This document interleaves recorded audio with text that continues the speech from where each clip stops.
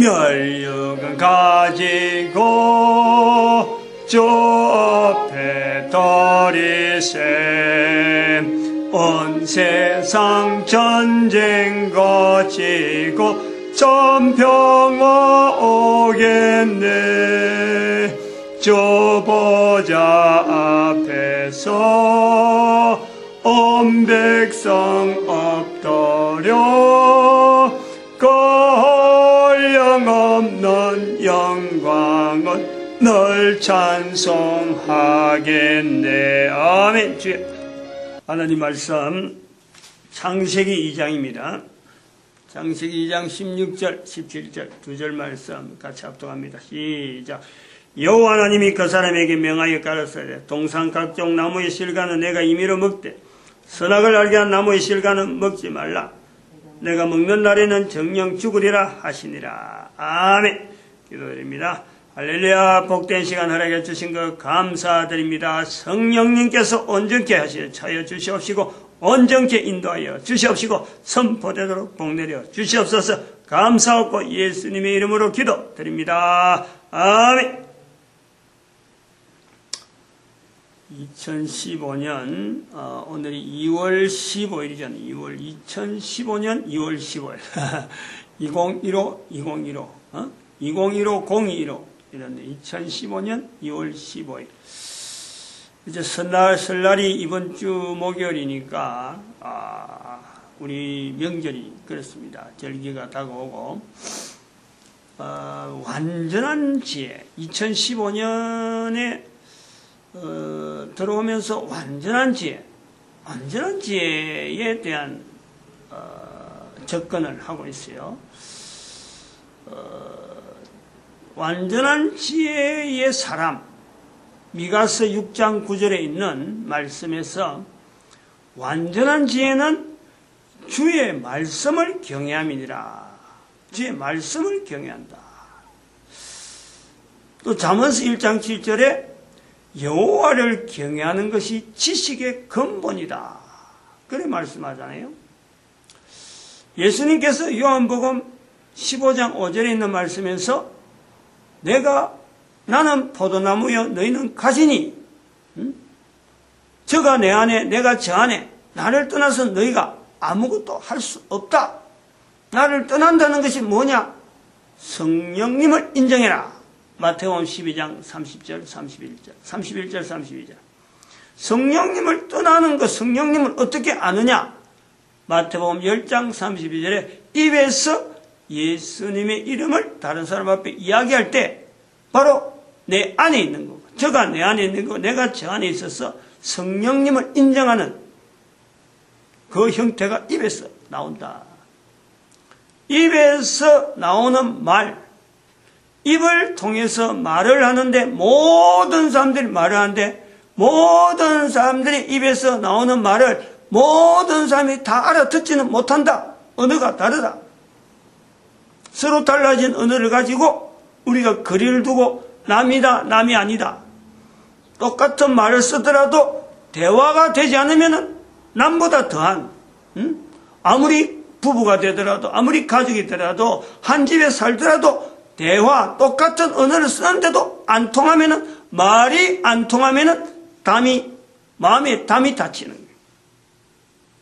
마음의 담이 얼마나 높을까 얼마나 깊을까 상상도 못할 정도로 깊고 상상도 못할 정도로 두꺼운 본인이 깨치고 나오려고 본인이 닫기 시작했는데 어느새 이 벽이 이 높이가 높아져서 본인도 그걸 열지 못하는 거예요.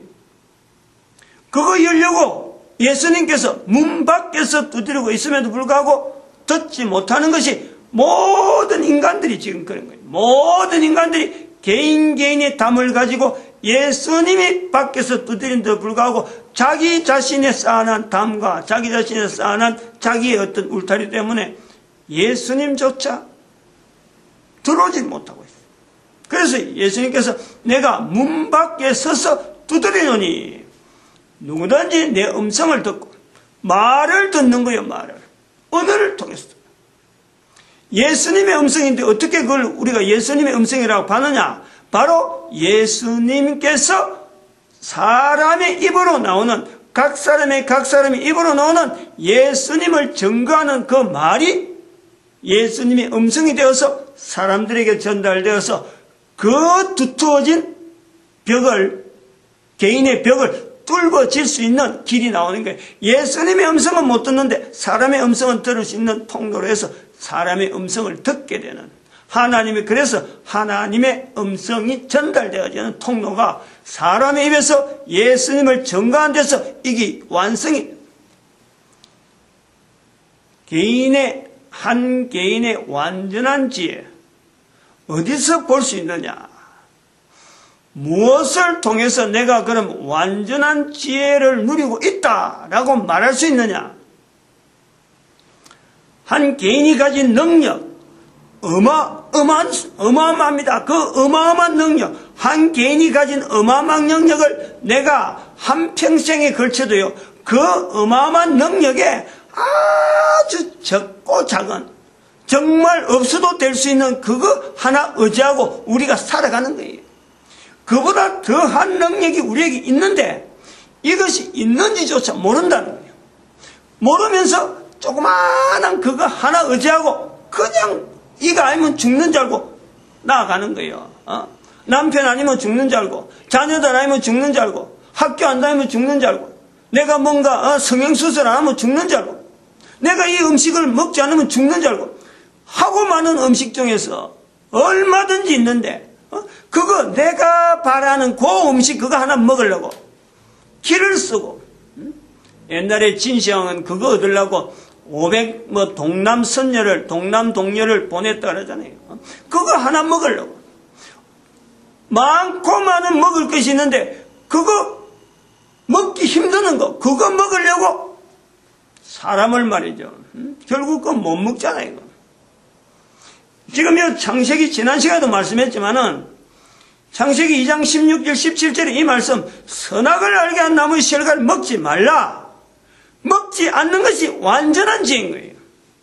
먹지 않고 살아가는 상태에서 우리 인간이요, 이거 내가 먹어서 안 된다, 이거는 더 이상 이거는 다른 거 먹을 거 많은데 먹는 것이 없으면은 이 길을 먹어야 되는데, 먹는 것이 많은데 먹어야 되면 이거는 먹어서는 안 되는 것, 이거를 인간이 누리고 표현하면서 살아가면 그거 현장이 바로 완전한 지혜를 나타내는 현장이란 말이에요. 분명하잖아요, 그게. 근데 그걸 못한다는 거예요. 진시황이 지금부터 BC 221년경에 통일했다는데 그 진시황이 기원전 200년경에 있었던 그 진시황이 힘도 있고 뭐 하면 뭐든지 한 사람, 뭐든지 할 수 있는 그 사람이 먹을 것 없어가지고 사람을 500명이나 보내면서 먹을 걸 구해라 했겠어요? 먹지 않아도 되는 것인데도 불구하고 그걸 사람을 보내는 거예요.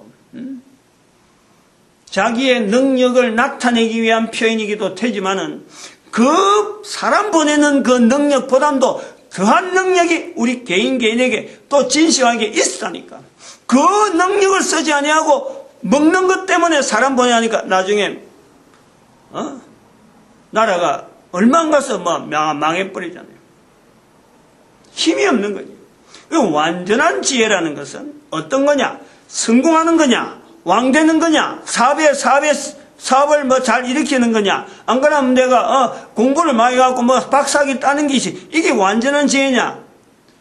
노벨 문학상 노벨상을 따는 것이 완전한 지혜 이르는 길이냐? 완전한 지혜에 대한 어떤 개념이 뭐냐? 지향을 하는 것이나 바라기나 하지만은 워낙에 이게 잡기가 어려우니까 사람들이 말을 못하는 거예요. 개인이 확인할 수 있는 것은 내가 지금 완전한 지혜를 누리고 있다라고 확인할 수 있는 건요, 항상 개인에게 있어요. 근데 그게 안 되니까 또 이것이 완전한 지혜라고 말할 수 있는 또 이야기를 안 해주니까 사람마다 다 다를 수가 있어요. 이 사람은 이런 거, 이 사람은 이런 거. 왜냐하면 그 사람이 살아가는 삶의 형태라는 것은 70억의 인구가 있더라도 70억 인구가 살아가는 방편이 다르고 생활 패턴이 다르고 생각이 다르고 바라보고 하는 이런 그것들 추구하는 점이 다 다르기 때문에 완전한 지혜는 사람마다 이거다 저거다 말을 통일할 수 없는 거예요. 그러나 모든 사람들이 가지고 있는 환경 다양한 속에서도 요거 하나는 공통적으로 완전한 지혜라고 하는 범주에 우리가 집어넣을 수 있다. 이 사람도 가능하고 저 사람도 가능하다. 얼마든지 가능해. 얼마든지. 먹는 것 잘 먹는 게 완전한 지혜가 아니잖아요. 나는 먹기 위해서 태어난다. 나는 먹기 위해서 산다. 먹기 위해서 돈 번다. 어떤 사람은 돈 벌기 위해서 먹는다. 사람마다 어떤 추구하는 내용이 다 다르단 말이에요. 그러나 예배 시간을 통해서 쭉 지나오는 중에 우리가 일반 사람들에게 이야기를 해서 이것이 완전한 지혜일 것이다 라고 말할 수 있는 것은요, 용서라는 거예요. 용서. 사람을 용서한다는 거예요. 내가 나를 용서하는 것도 분명하게 어떤 나에게 나타나는 완전한 지혜예요. 내가 나라고 하는 이걸 인식하고 살지만은 내가 나를 용서하고 있는가? 대부분 사람은 자기가 자기를 용서하는 거 이거 자체를 모르고 있는 거예요. 인식을 안 하고 있지. 그건 인식 안 했다는 건 용서 안 한다는 거예요. 자기 자신을 용서한다. 이 변명하고 다른 거예요. 어떤 사건에서 이거는 이래가지고 이랬다 저랬다 이 변명하는 거하고 내가 용서하는 거 다른 거예요. 다른 사람이 변명하는 거는 어떤 내용을 갖고 똑같은 내용을 갖고 변명은요 수 없는 방법 갖고 얼마든지 할 수 있어. 그러나 용서는 딱 1대1이라 1대1 하나 같으면 하나예요. 두 가지 나올 수가 없어. 내가 나를 용서한다. 요 사건에 대해서 분명하게 어떤 부분에 대해서 이거는 내로서는 어쩔 수 없는 부분이다 하고 받아들이는 것은 자기 자신을 받아들이고 그 다시 용서라는 것은 다시는 그것에 대해서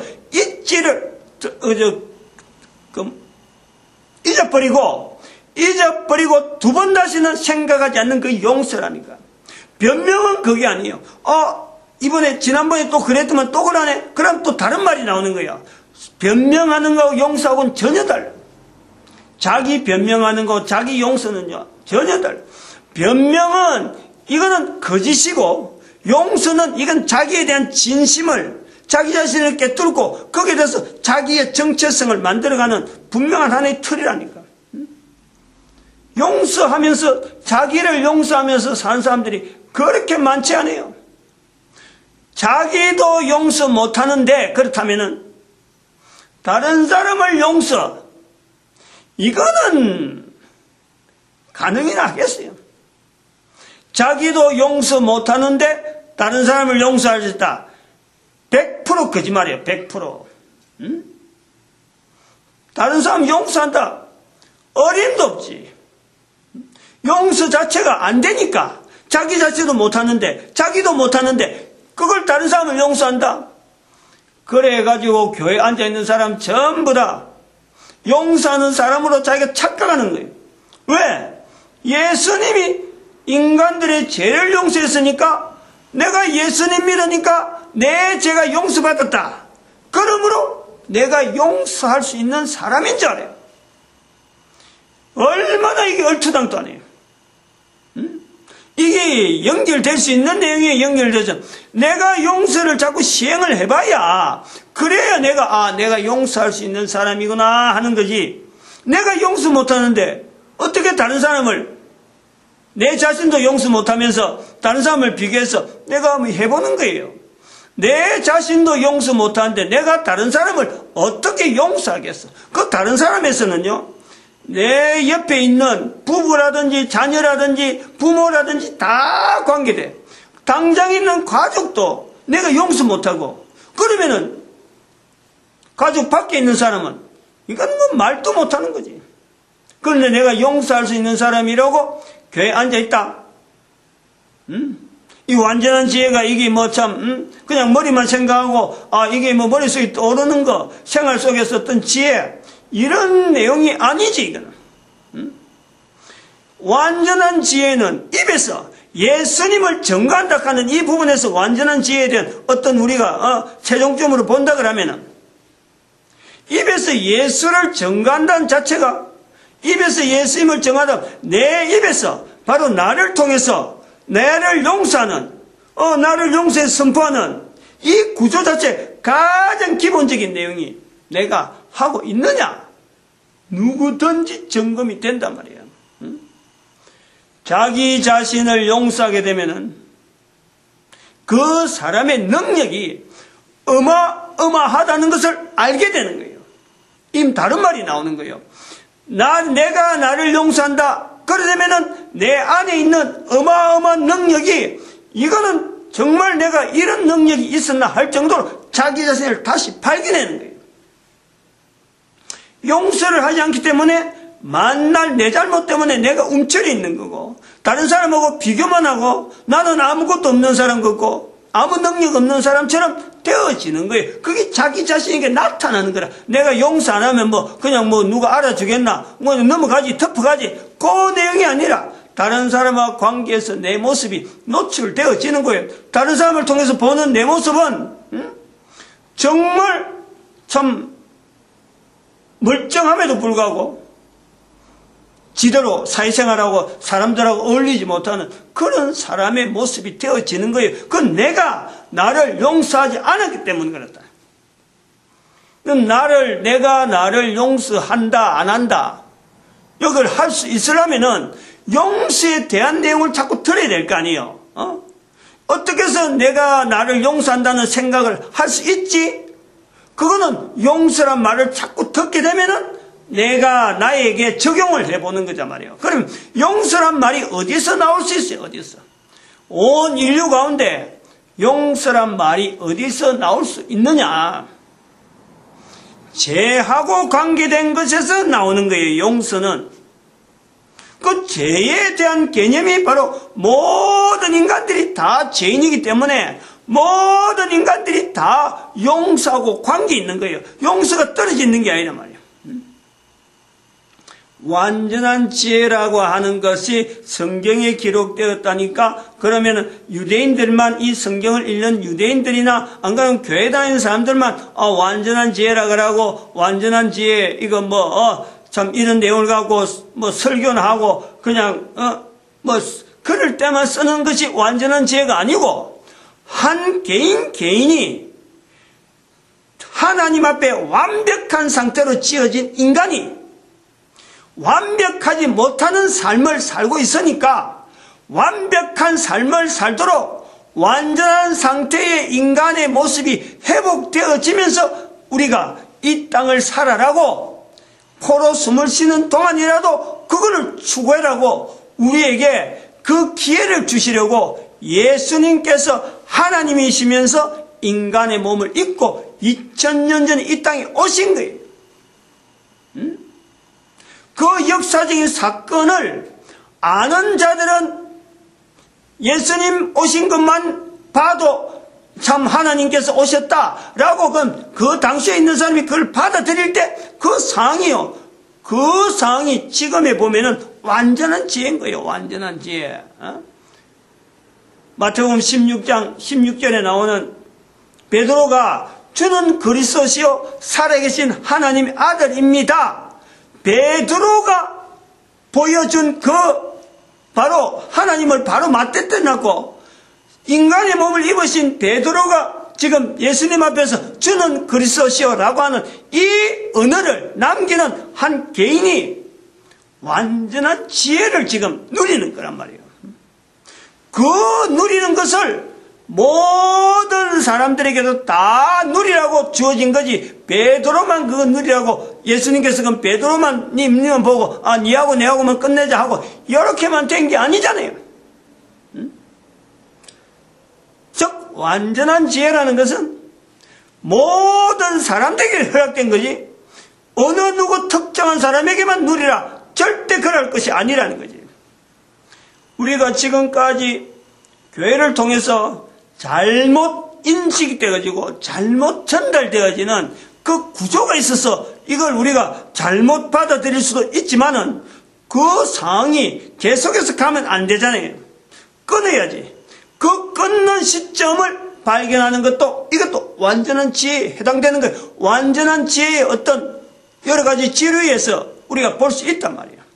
지금 시대에 당장 이게 우리가 지금까지 인류 역사 수천 년, 어떤 6천 년, 만년라고 말을 한다 하더라도 우리가 지금 알고 있는 내용하고 과거에 있었던 사건을 지금 내가 인식하는 그 자체가 중간에 전달되어지는 이 과정에서 어마어마한 지금 와전되어지는 내용이 있었겠다 하고 바른 쪽으로 접근할 수 있는 그 내용이 있다면 우리가 지향을 해야지. 그리고 이런 일을 전하는 데에 내가 한 사람이 쓰임 받는다 그러면요, 다른 거 어떤 것도 적혀놨고도 몰두를 해야 되는 거예요.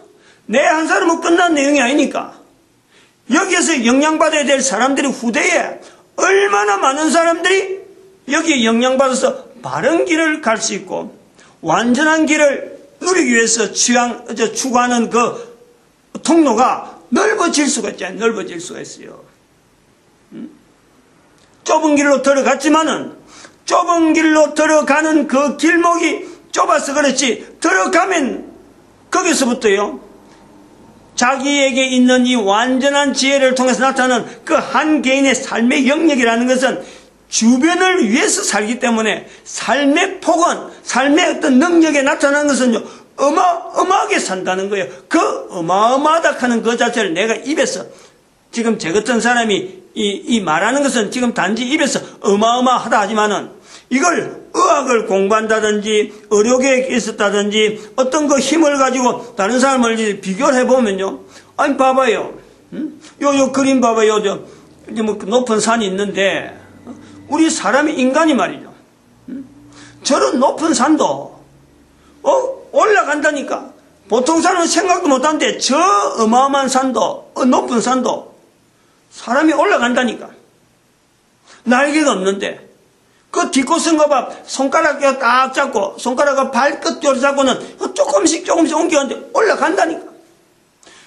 날개도 없는데 높은 데 올라가지, 날개도 없는데 비행기 타고 올라가지, 숨을 쉬어야 되는데 인간이 물속에서 배 타고 들어가지, 바다 위를 수많은 사람들이 배 타고 지나가지, 물속, 땅속, 땅굴, 물 위에, 공중에 인간이요, 능력이 어마어마한 능력이 그것 자체가 그 사람만 가능한 것이 아니라 내한테도 있는데, 이 어마어마한 능력 중에서 내가 쓰는 것은 그 중에 일부란 말이에요. 저렇게 어마어마한 능력이 나타나는 보이도 그 사람도 그분의 일부지 그 전체가 아니거든. 내가 쓰지 않는 일부를 그 사람이 쓰는 것밖에 없는 거예요. 차이가 그것밖에 없단 말이에요. 하나님이 인간을 만드신 이 인간은 개인은 어마어마한 능력자란 말이에요. 개인이 다 그래요. 그렇게 쉽게 흐트게 한 인간의 가치가 서로 간에 비교되고, 네가 그거 잘하니까 니만 인간이다, 니는 그거 못하니까 인간이 아니다, 이런 게 아니라 똑같이 인간의 능력을 대단한 존재로 만드는, 하나님께서 만드셨다니. 어떻게 이렇게 똑같이 만들었느냐? 의료가 발전하고 보면 알잖아요. 미국에서 의료기술이 대한민국에 적용이 되고 아프리카 적용이 되는 거예요. 지금 전염병 돌아봐봐요. 전염병 돌면은 어디서 개발한 약이 전 세계 인구가 다 적용돼. 그거는 똑같이 만들어졌기 때문에 그렇지.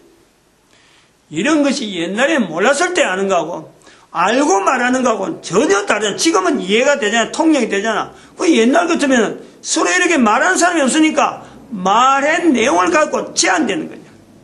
그러면 그런 것이 울타리가 되는, 울타리, 개인 울타리, 국가 울타리, 그 우리나라, 내 거, 너하고 내 구분 짓는 거, 이런 것만 발달해 왔는데, 인터넷 시대가 되면서 2012년이 되면서 이스라엘의 회복이라는 분명한 사건을 두고, 이스라엘이라는 회복이라는 사건이 역사 속에 드러난 것을 통해서 1945년에 있었던 사건이지만은 비로소 2012년에 그걸 깨달았다는 거 아니야. 70년이 지나가서야 비로소 보니까 하나님께서, 예수님께서 이 땅에 오신 거나 하나님께서 예수님으로 이 땅에 오신 거나 2012년에 바라본 이스라엘의 회복 자체를 예수님이 오신 것과 동일하게 온 인류를 바라보라고 보여주신 하나님의 섭니다. 그거 아니라고 할 수도 있어요. 아니라고 하면은 예수님이 오신 것을 부인하는 것과 똑같단 말이에요. 이스라엘이 지금 있는데, 이스라엘이 나타나 있는데, 지금 그 역사가 지금 계속해서 존재되어 가고 있는데, 1945년 이래로 1945년이라는 것은 아우슈비츠 수용소가 폴란드에 있는 독일 아우슈비츠 수용소가 유대인들 학살의 어떤 그 중요한 그 자리가 있죠. 홀로코스트로 가는 그 사건에 그 흐름 그날 소련군이 문을 열어줬다는 거예요. 1월 달에 소련군이 저쪽으로 독일로 침공하면서 연합군으로 해서 소련군이 돼갖고 독일이 침공하면서 폴란드가 그 앞에 있으니까 그 제일 먼저 그 문을 열어주니까 그 1월 달이라니까. 그 사건을 두고 1945년을 이야기하는 거예요. 1948년 5월에 이스라엘 회복이라고 자기들 국권을 선포했지만 그 국권 선포할 때 이스라엘이 그것만 선포한 게 아니라 전쟁을 선포했거든. 전쟁을 바로 선전포고를 발휘해버렸다. 1948년 5월에는 그랬다.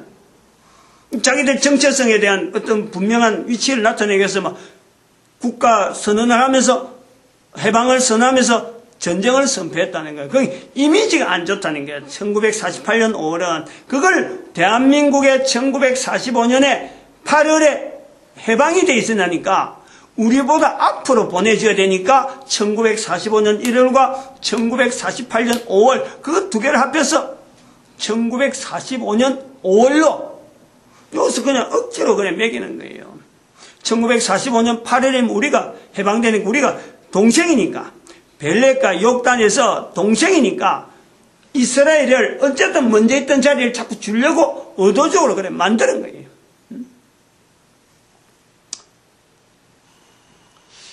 이런 그 완전한 지혜라고 하는 이 내용 하나만 가지고 우리가 지금 1년을 지금 넘어가는데 이 완전한 지혜를 바라보면서 사람들이 야 이거 완전한 지혜 하나만 지혜라고 하는 그거 하나만 이것이 지혜냐 이것이 지혜다 그것만 있어도 된다 라고 하던 통용되던 시대가 있다.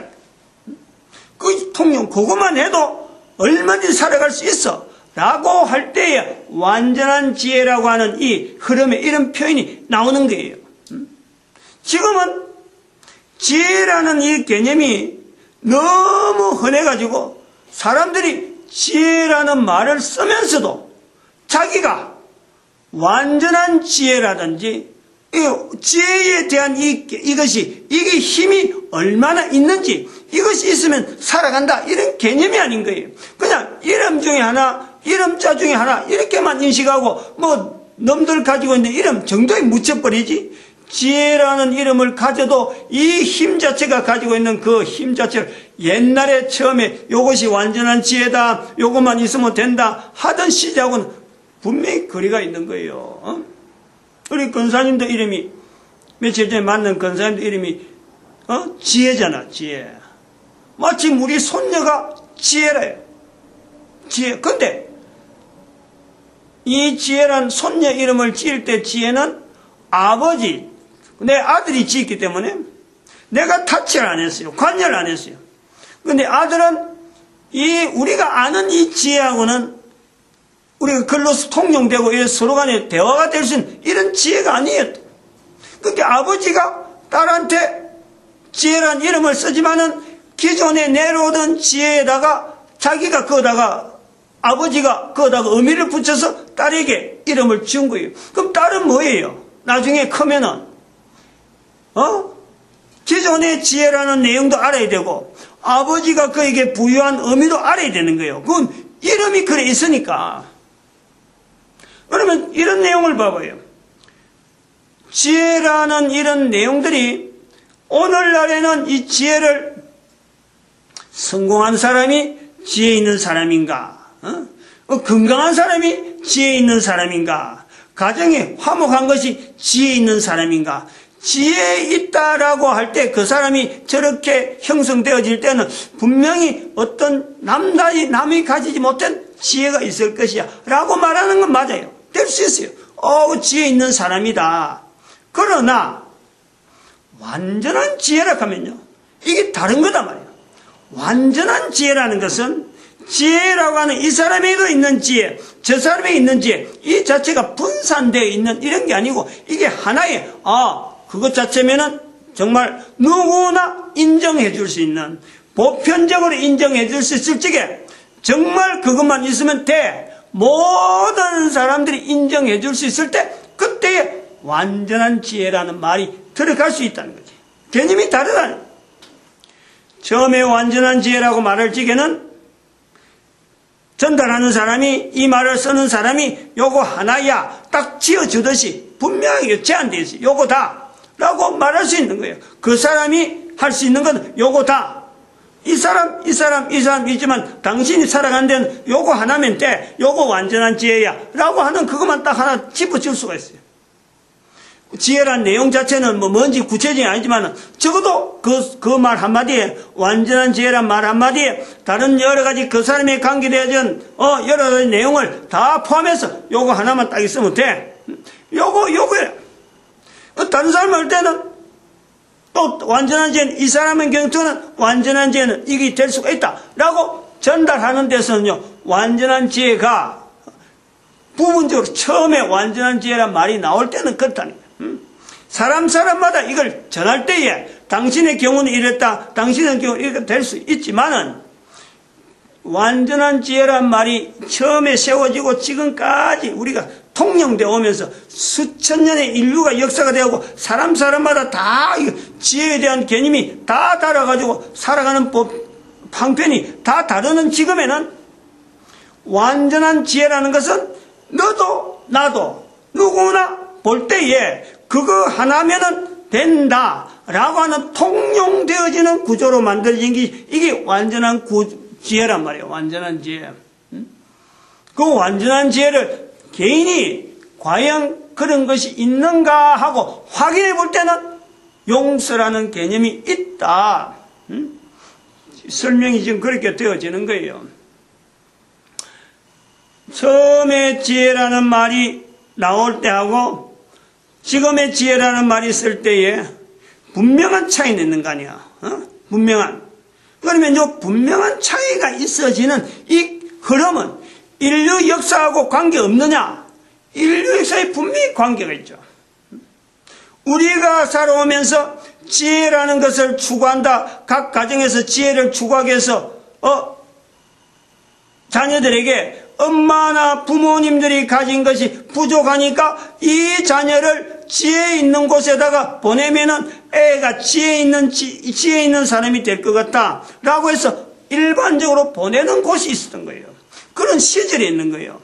그건 학교라는 것이 학교. 학교에 가면은 비슷한 또래들이 여러 가지 사람들이 서로 모아서 서로 중지를 모아서 이래 살아가면서 대화가 되어지고, 그래서 학교란 틀이 제도가, 국가 제도가 형성되어져서 지금은 그걸 나이별로 초등학교, 중학교, 고등학교, 대학 하는 이런 대학 제도를, 학교 제도를 만드는 국가 제도가 만들어지는 거예요. 국민들이 학교 안 보내는데 학교가 생길 수 있을까? 어림도 없어요. 국민들이 학교에 보내다 보니까 그것만 배우고 안 되겠다, 조금 더 배워야 되겠다, 그래서 중등부 가고 안 되겠네, 그 고등부 가고 안 되네, 대학. 이렇게 해서 발전되어진 게 대학 학교육이라니까. 지금은 초등학교 들어가기 전부터 대학을 걱정하는 것이 지금의 학부모들의, 자녀 가진 자들의 벌써 고민이에요. 결혼하기 전부터 내 자녀 대학 공부 시켜야 되는데 내가 그 뼈 빠지게 내 인생을 바쳐야 되느냐. 결혼하기 전에 제일 결혼 조건에서 제일 고려하는 것이 이 학교 제도가 그런 게 있어요. 뭐 때문에 그래요? 알고 보면 지혜의 관계네요. 지혜. 완전한 지혜라고 하는 이 표현이 오늘날 우리에게 영향을 주고 있는 것이 이런 모습으로 영향을 주고 있다는 거예요.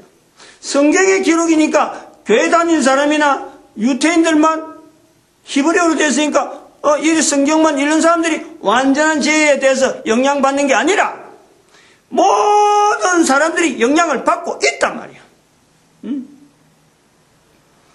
그러면은 모인데서 가면은, 모인데서, 여러 사람이 모인데서 지혜 있는 사람이 되려고 학문을 통해서 가르치는데, 그 간 사람들이 결국은 뭘 하냐면은 지혜를 배우는 게 아니라, 그 사람들끼리 어떤 지혜를 배우는 게 아니라 지혜를 가르치려고 사람을 모았는데 배우는 것이 나오는 것은 뭐냐니까 거기에서 어떻게 하면 우등, 거기에서 등수를 매겨가지고 등순위를 매겨서 우위에 있는 사람이 되어질까, 요런 쪽으로 발달하는 거예요.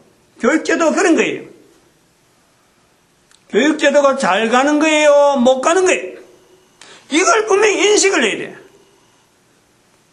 대학을 보낸다, 고등학교 보낸다, 보낼 때에는, 사람들이 학교를 보낼 적에는, 초등학교 보낼 때만 해도 우리 애가 지혜 있는 사람이 되어지고 지식에 다른 사람이 가지고 있는 그거 같이 알아야지 라고 보냈는데, 보내고 보니까 그게 있는 사람들끼리 순위를 매긴다.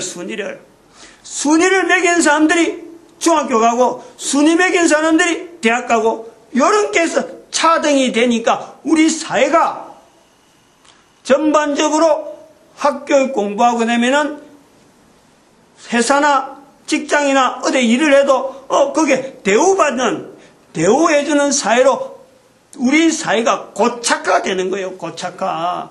이게 지혜하고 관계가 있다니까. 완전한 지혜를 제대로 알아야 우리가 지금 하고 있는 이 내용에 대한 이것이 분명히 잘못되었다. 또 잘못되었다는 것만 되는 게 아니라 잘못된 것을 바르게 할 수 있는 바른 방향으로 갈 수 있는 길이 나오는 거예요.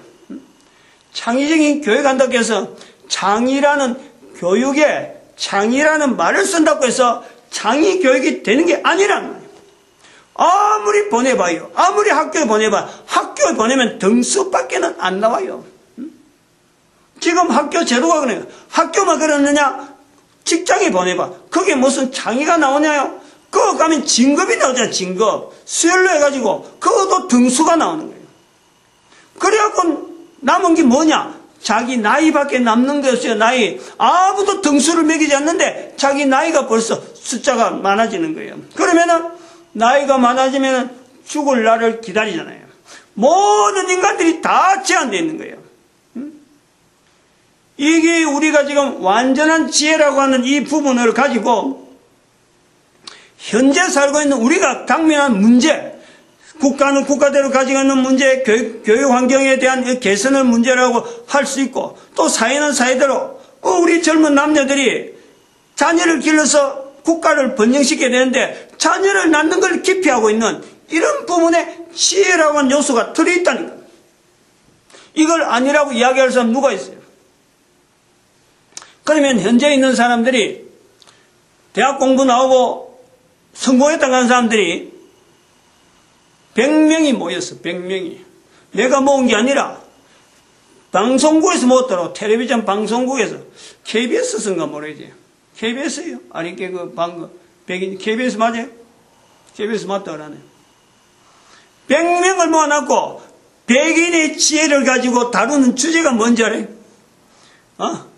100명의 사람들이, 그 100명 온 사람들이, 방송국 연결된 사람들이, 아냐므로 지식이 없고, 사회적인 어떤 지위가 약하고, 별 볼일 없는 사람들, 그런 일부러 그런 사람들 골라하고 그 앉혔겠어요? 나름대로 한 분야마다 적어도 나름대로 어떤 주관이 있고, 요런 것에서는 내가 분명히 한 일각이 있다. 그런 사람들만 모은 거예요. 방송국에 뭐 돈이 많아서 그 사람들 아무나 그래 와서 시간 보내고 방송국 프로그램이 진행돼. 그런 사람들이 아무나 와서 이야기하면 그 방송 누가 보겠어요? 더구나 KBS가 그랬다면. 그러면은 100명이 모였으면은 지혜가 동일한 주제를 갖고 나왔다. 그러면 100명이 모였으면 그 주제가 얼마나 살이 찌고 기대가 되잖아. 벌써 그런 우리가 인식이 있잖아요. 한 주제를 가지고 100명의 의견을 모으면은 거기에 대해 발전된 모습이 있을 것이다 라고 봐야 되는 것이 현재 우리가 바라는 거예요. 그 사람들은 다 초등학교, 중학교, 대학교 이런 학문을 거쳐 나와서 사회에서도 어느 정도 기반을 잡고 있는 사람들이 나왔단 말이야. 40대, 50대, 60대 이런 사람들이 앉아 있는 거예요. 남자도 있고 여자도 있고. 거기서 내노라 한 사람들 다 앉아 있는 거지. 나름대로 사회 계층에서. 주제가 뭐냐? 부부가 내일 모레 설날인데 시댁을 먼저 가야 되느냐, 친정에 먼저 가야 되느냐. 주제가 이 주제라니까. 100명에 모아놨고 지혜를 모은다 했는데, 이번 주가니까 뭐 그럴 수 있다 볼 수 있지만, 그 결과가 너무 참담하다는 거예요. 주제가 모든 사람들이 공감하는 주제 아니에요. 그 주제가 다른 사람이 그렇고, 모르는 사람 같으면 그 100명의 지혜를 모으려고 하겠어요. 100명 중에서 나는 그런 경험이 없다 이런 주제 같으면 나오지도 않죠. 누구나 공감하는 거예요. 설날 명절에 추석 명절도 있으니까 시댁 가는 것이 이것이 바르냐? 우리가 소위 말하면 지혜를 쓰는 거냐 이거지. 그 지혜는 없느냐? 안 그러면은 친정에 먼저 가는 것이 지혜를 사용하는 거냐? 생활의 지혜를 이야기하는데 100명의 적어도 전문가라고 할 수 있는 그런 어떤 모임이 되는 100명의 지혜를 모으는 거예요. 답은 투표로 나오더라고. 투표로. 30몇 대 60몇 초로 나왔나? 남자 쪽이 처음에는 비슷하게 가더만은 또 여러 사람 토론해 보니까 100명이 말하면 100명이 답이 다 틀리는 거예요. 100명이. 답이 다 틀려요. 일률적인 게 없어요. 100명의 내용이 이야기하는 사람 100명 다 말하지 않지만 그중에 한 10명 정도가 말을 했는데 그 10명의 일의 말을 내용을 들어보면은 100명에도 똑같이 다 다를 수가 있다니까. 이 사람은 이런 경우 자기 경우를 들어가고 이런 경우는 이러면 되겠다 여행 간다든지 안 그러면 차례가 있으니까 남자 차례 먼저지. 그 남자 차례가 먼저 가면 또 여자는 또 다른 쪽에서는 여자도 차례 있는데 여자 차례 지리지 이런 게 이야기야. 어떤 주제를 갖고 나와도 어떤 내용이 그 사람들이 입장이 되더라도 사람마다 입장이 다 다른 거예요. 그리고 결국은 두 가지나 나고 남자 쪽이냐 여자 쪽이냐 투표로 하더란 말이에요. 지혜로서 언어가 어떤 분명한 결실을 가지고 딱 나오는 게 아니라 결국은 숫자로 나오더라. 여기 지혜라. 이게 지금 말하는 소위 말하는 지혜라. 사람들이 그렇게 많이 모이도 그 많은 전문가들이 모이도 주제 하나를 갖고 이야기하는데 각양각색으로 다 나오는 것이 지금의 지혜라. 그러면은 지금에 있는 사람들이 지혜라는 것에 과연 어떤 지혜라는 것이 지혜라는 말 자체를 가지고 정말 내가 지혜를 얻기를 지향하고 그거 내가 한번 추구해야지 내가 그래 살아봐야지 그렇게 할 마음이 생기겠어요? 100명이 모여서 지혜를 끄집어냈다 했는데 고작 한다는 게 투표로 끝내버리는 다수결 그거 못해갖고 그거 간 건 아니잖아요. 그런 거 하려고 하면 벌써 통계자료를 봐도 이미 오래전에 나와 있는데 신문에 같은 데는 벌써부터 그보다 100명이 아니라 수천 명을 갖고도 자료를 갖고 다 가지고 있는데 그거 하지 말라고 방송국에 나왔겠어요. 뭔가 지혜가 있을 거라고 기대를 갖는데 결국에는 투표로 끝나는. 다시 말하면 초등학교, 중학교, 고등학교, 대학교, 직장생활 어마어마한 경력을 가지고 일을 가지고 있더라도 내 생활 속에서 나타나는 자그마한 사소한 문제 하나라도 사람마다 다 틀리도록 나온 것은 학교 교육 자체가 주어지는 영향으로 인해서 사람의 가치가 사람이 사회가 요구하는 어떤 지혜, 현재 우리 사회가 필요한 어떤 지혜를 갖고 접근하는 데는 사람마다 다 틀리도록 학교 교육이 만들어져 있다. 이 말은 우리 사회에 정체성이 없다. 도대체 뭘 때문에 우리가 대한민국이라고, 뭐 때문에 우리 참 한민족이라 그러면서 명절 되면 사람이 모여야 되고, 명절에 사람 모이는 이 자체가 사람마다 가정마다 이렇게 다양한 형태로 받아들이는데 도대체 뭐가 있는 거예요? 뭘 가지고 우리라고 하는, 우리 가족이라는 어떤 공동체가 어떻게 형성되어질 것입니다. 사회가 이런 모습인데, 사회가 이렇다는 것은 우리 가정 자체가 하나하나의 영향이 가서 사회가 이래 되어지면 나에게도 분명히 그런 요소가 있다는 거예요. 기껏 해봐야 지금 명절에 남자 쪽이냐 여자 쪽이냐 할 때 제일 우시하는 내용이, 공통된 내용을 갖고 말하는 내용에는요, 제사가 있어요. 제사. 근데 지금 제사에 젊은 사람들이 제사를 들락 하나요? 제사가 없어져 버리면은 앞으로 남녀 이거 뭐 비교, 이거는 너 남쪽이냐 여자 쪽이냐 명절이고 뭐고 이게 없어요.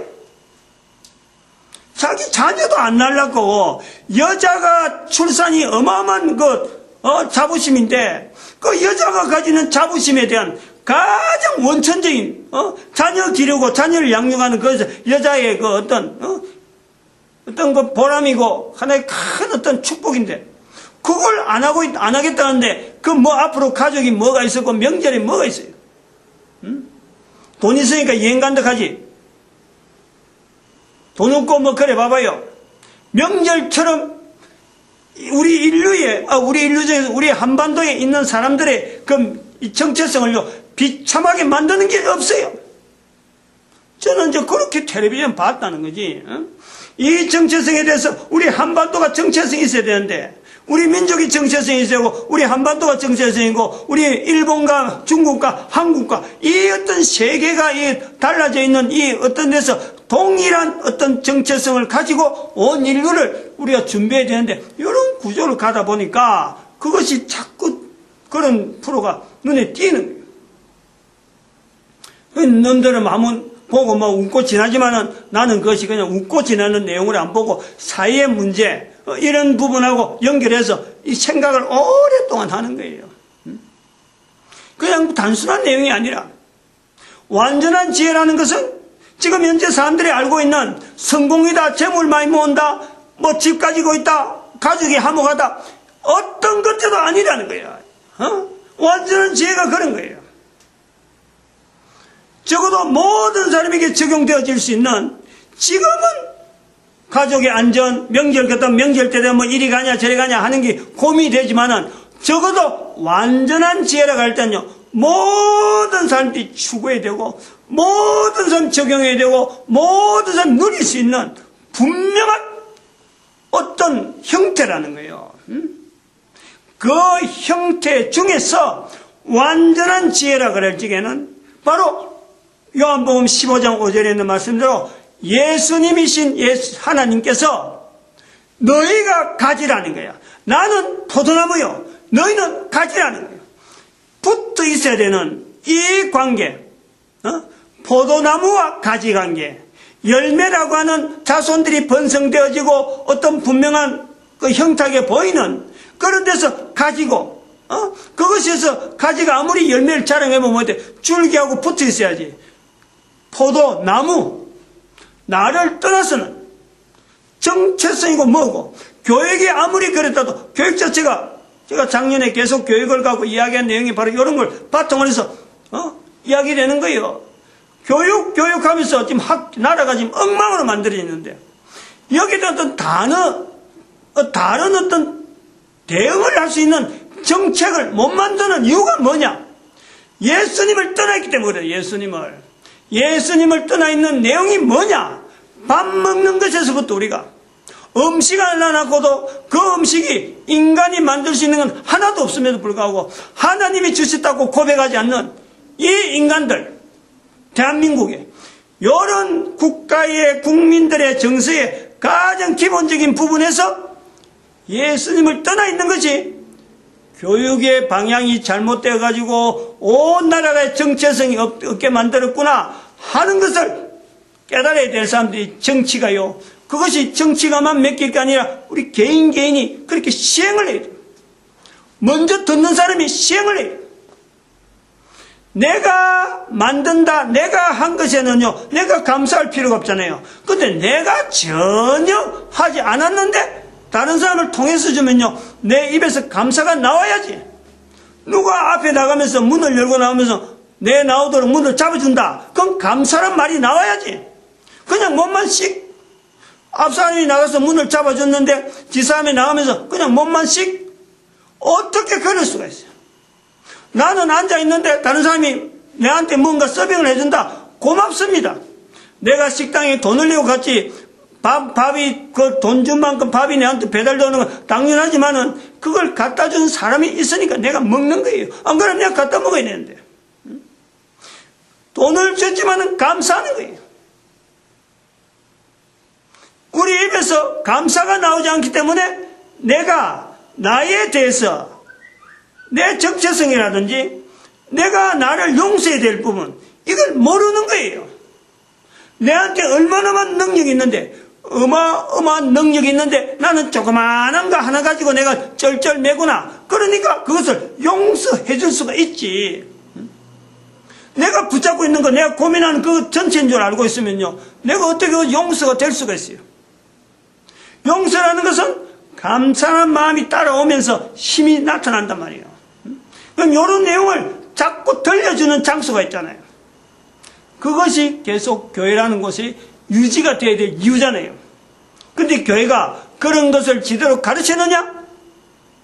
가르치기를 지향해야 되는데, 그렇지 못하면 교회가 바꿔야 되는데, 잘못 형태로 나감에도 불구하고 사람이 많이 모인다고?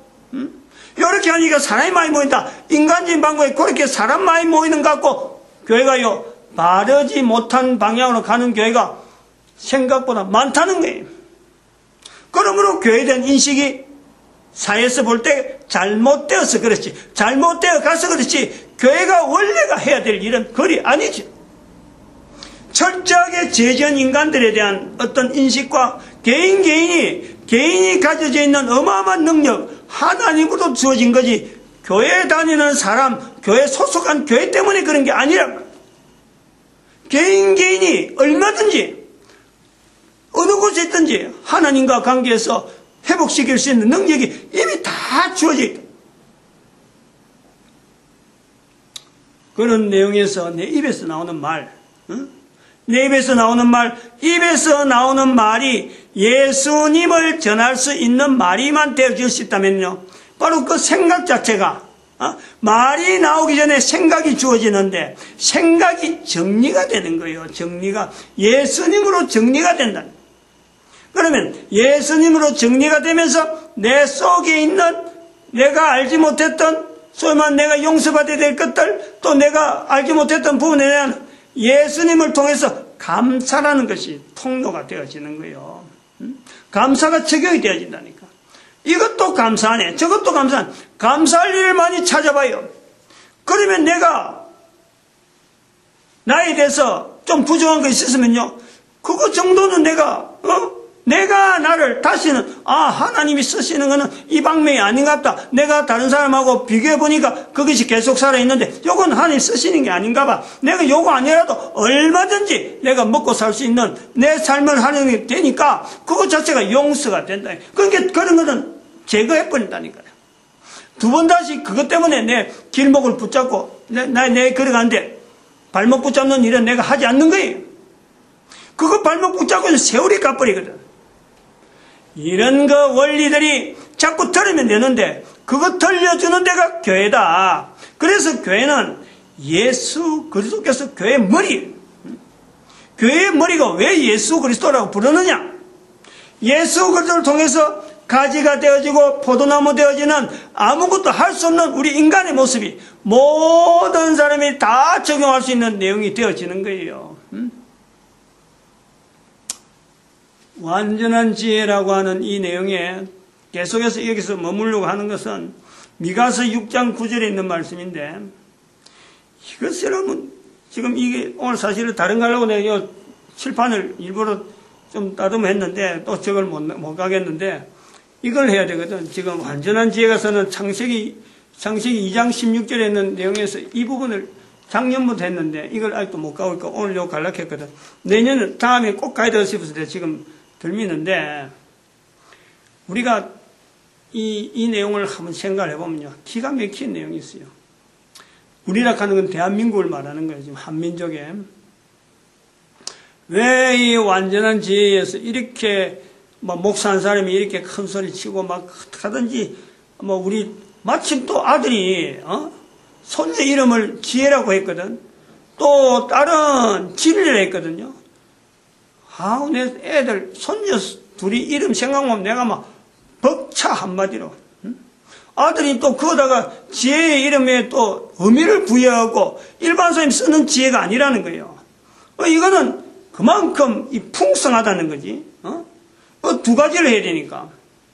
어쨌든 그러니까 이 지혜라고 하는 이 부분에 왜 이렇게 참 예를 많이 쓰느냐. 만약에 한번 생각을 해봐요. 창세기 2장 16절 17절에 있는 이 말씀이 바로 완전한 지혜의 인간이 살아가는 환경 자체를 우리한테 비추는 환경이 분명한 하거든 지금. 창세기 3장 가버리면 이게 달라져 버려. 2장하고 3장하고 이거는 엄청난 차이가 있거든. 4장 가버리면 완전히 지금 인류 역사도에 보면은 여기가 아벨부터거든. 아벨은 창세기 4장부터 나오는 거예요. 창세기 3장에는 아벨이 안 나오는 거예요.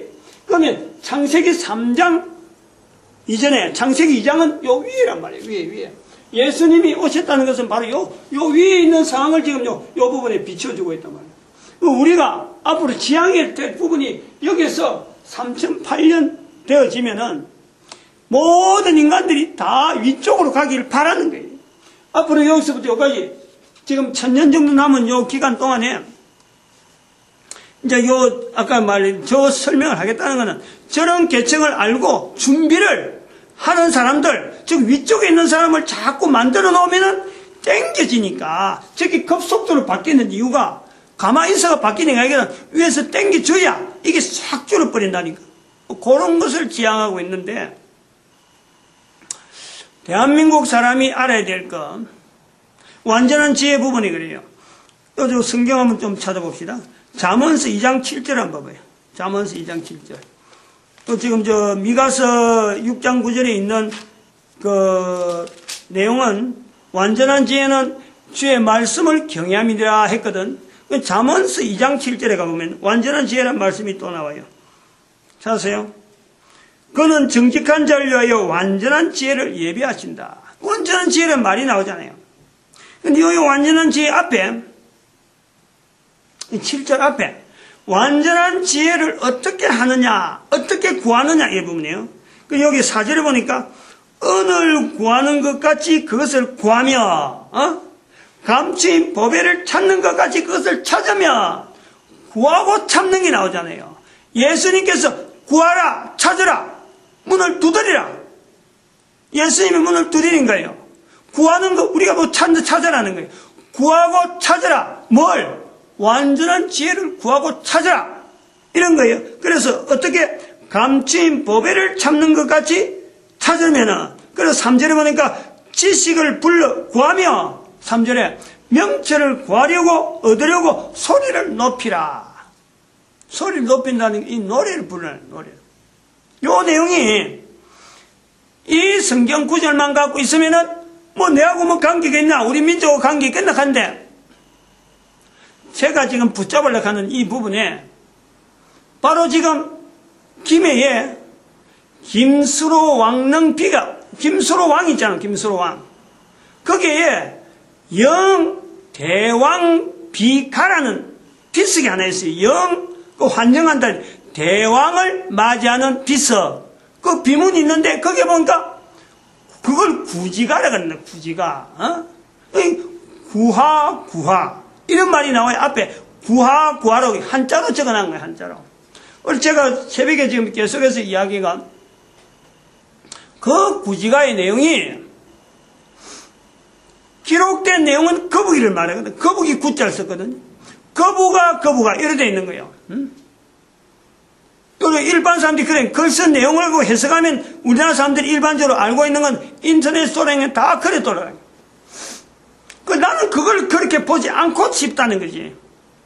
적어도 지금 우리나라 대한민국의 1세기에 유태인들이 넘어왔는데, 넘어와서 유태인들이 남겨진 언어를 후대 사람이 글로서 남겼는데 거북이 구자를 썼다는 거지, 그 구자가 거북이를 의미하는 구자가 아니다. 바로 그 구자에 요 말씀을 엮고 싶다는 거예요. 구지가에 있는 구하라, 찾아라, 보배를 찾듯이 찾으라. 그래서 그때 그 구지봉에서 있었던 사건을 그래요. 구지가가 남아있는 상을 보면은 그 이야기가 전해지는 거예요. 그 한 200~300명 되는 어떤 무리들이 다 유태인이라 볼 수 없지. 중국에서 온 사람이 있어서 그 중에 일부가 유태인이 있을 수 있고 중국 사람이 섞여 있고, 우리나라 손씨니까 내가 잘 알아요. 그 의미를. 송가가 중국에서 온 송가예요. 그 중국에서, 그러니까 우리 한국 토백이가 아니라는 거예요. 한국 토종이 아닌 중에 유태인들이 왔는데, 유태인들이 바로 김수로가 유태인이고 거기에 허황호이가 유태인이다. 저는 그래 보는 거예요. 그 유태인이 어떻게 그때 왔느냐? 그건 좀 복잡하겠지. 그 새벽 설교가 연결되니까 그것까지 길게 가버리면 이야기가 엉뚱한 데 가니까, 그 사람들이 200~300명 모였을 적에 족장을 모아놓고 노래를 불러라 갱간이 그 남아있을 자료가, 내가 그걸 지낸 게 아니라, 노래를 불러라, 땅을 파면서 노래를 불러라 이랬어요. 그 내용이 뭐냐, 여기에 보석을 파듯이 감추인 보배를 찾는 같이 그것을 찾으면 이 말씀 자체가 그대로 저들에게도 남겨진 게 아닌가. 소위 말하면 잠언이잖아, 잠언서. 유태인들이 남긴 잠언서를 가지고 지혜를 구하라고. 이걸 찾으면 지혜라는 것이 뭐냐니까 5절에 보니까 여호와를 경외하기를 깨달으며 하나님을 알게 되리니, 지혜를 구하는 거 아니에요. 지혜를. 그게 구지가로 남아있는 것이 아닌가라는 것으로 우리가 보는데, 만약에 생각을 해봐요. 제가 여기서 멈춘 이유가 있잖아요.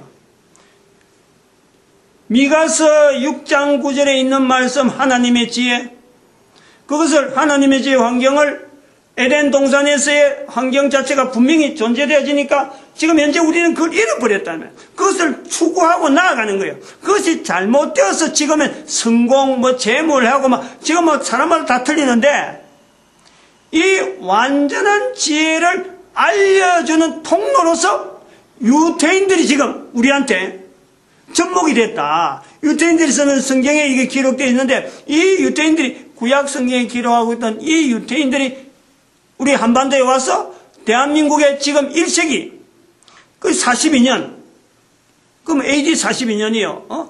AD에서 그 기록이 돼 있으니까 내가 말하는 게 아니라 돼 있는데, 거기에서 유태인들이 남긴 언어가 이 잠언서 이야기였다라면은 구지가라는 그 형태가 뭔지 모르지만 이 성경에 있는 내용 중에서 일부가 지금 남아있다. 그래서 왜 땅을 파고 왜 노래를 불러라 했느냐? 이 잠언서에 들어보면 그대로 연결되잖아요. 지혜를 구하라. 여호와를 아는 지식을 구하라. 지식의 근본이라. 여호와를 경외하는 지식의 근본이라. 그 지혜를, 그 지식, 그 지식할 때 지식이든지 안 그러면 지혜할 때 지혜, 여기 완전한 지혜가 나오니까 이 두 개가 합치면은 나중에 분리됐지. 이게 그 당시에는 같이 있을 수 있는 게 지식이나 지혜가 분리되면서 어떤 한자도 좀 다르겠지. 그 당시에는 같을 수도 있는 거예요. 그럼 두 가지 결국 같은 거예요. 여호와를 경외, 어떻게 하든지 하나님을 경외하는 것을 기록이 없는 시대에 알려주려고 우리 민족에게 남겨준 그 표현이 아닌가. 만약에 이걸 붙잡는다 그러면 우리 민족이 지금 생각하고 있는 사고방식이나 지금까지 교육에 때문에 우리나라 정체성이 없었다고 쩔쩔매고 있는 그것을 시대를 2000년을 뛰넘는 거예요. 2000년을 어마어마한 이 민족 전체가 가져야 되는 어떤 사건이 되는 거예요. 성경에 들어간다니까. 우리가 성경 속으로 들어간다니까. 우리 민족하고 민족 전체가 성경하고 우리 관계없다, 우린 불교가 중간에 있다 하고 1500년 동안 불교라고 했다, 이렇게 하는 그 자체를 완전히 바로 뛰는 거예요. 불교는 그래 봐야 나중에 400년대 돼서 불교가 나오는 거예요. 고구려부터 내려오는 거예요.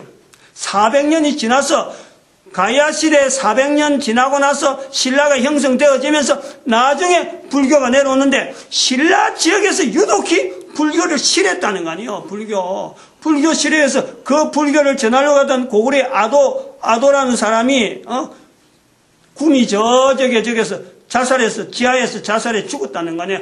신라 못 내려가고 서라벌까지 못 내려가 보고 그런 상황이 구미에 있었다는 거예요.